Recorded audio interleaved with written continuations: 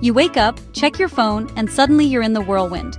Emails, meetings, messages, deadlines, notifications. By the time you take a breath, it's already 6 p.m., and your real work hasn't even started. Sound familiar? This is modern work. Always busy, rarely focused. We've mistaken activity for achievement. But here's the truth. Productivity isn't about how much you do. It's about what you choose to do, and how you protect your attention while doing it. Today, we're talking about time management for professionals. How to balance focus with flexibility, handle meetings and messages without losing your mind, and make progress on the work that actually matters. Because being busy doesn't make you valuable. Being effective does. Let's start with this simple but powerful idea from Peter Drucker, the father of modern management. There is nothing so useless as doing efficiently that which should not be done at all. That one sentence sums up professional time mastery. Most professionals spend their days reacting, answering emails, jumping into calls, responding to others' priorities, instead of shaping their own. But great leaders and high performers do something different. They design their time. They protect their attention for deep, high-value work, and they delegate or eliminate the rest. So let's talk about deep work versus shallow work, a concept from Cal Newport's book, Deep Work. Shallow work is everything that makes you feel busy, but doesn't create real impact. Emails, admin, meetings, notifications. Deep work, on the other hand, is the rare, high-focus activity that moves your career or company forward. Writing, designing, coding, planning, solving.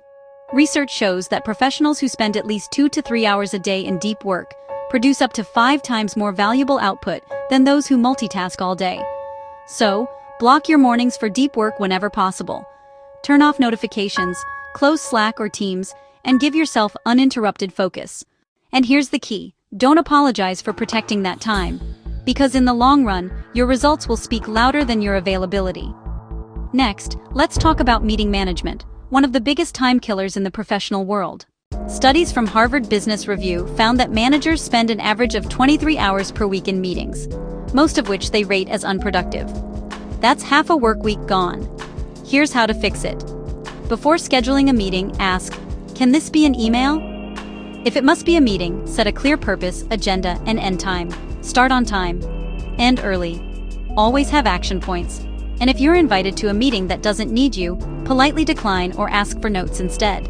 Time is your most limited professional resource. Protect it, like revenue. Now let's tackle something we all struggle with: email overload. The average office worker receives over 100 emails a day and spends about 2.5 hours responding to them. Here's a better way. Check emails only 2 to 3 times a day: morning, midday, and late afternoon. Don't live in your inbox. Treat it like voicemail, not chat. Use the 2-minute rule. If a reply takes under 2 minutes, do it immediately. Otherwise, schedule time for it. That one habit can save hours every week. Here's another professional secret: batching and timeboxing.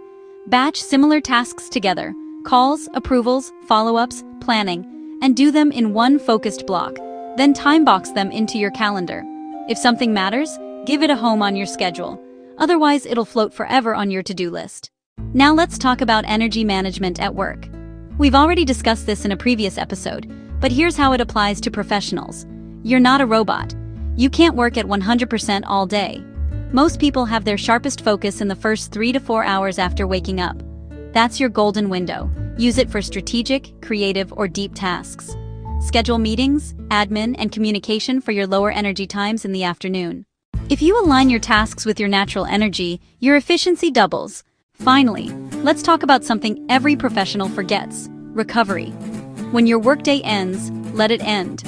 Don't carry it into dinner, your walk, or your family time. You might think constantly checking in makes you responsible, but in reality, it makes you reactive.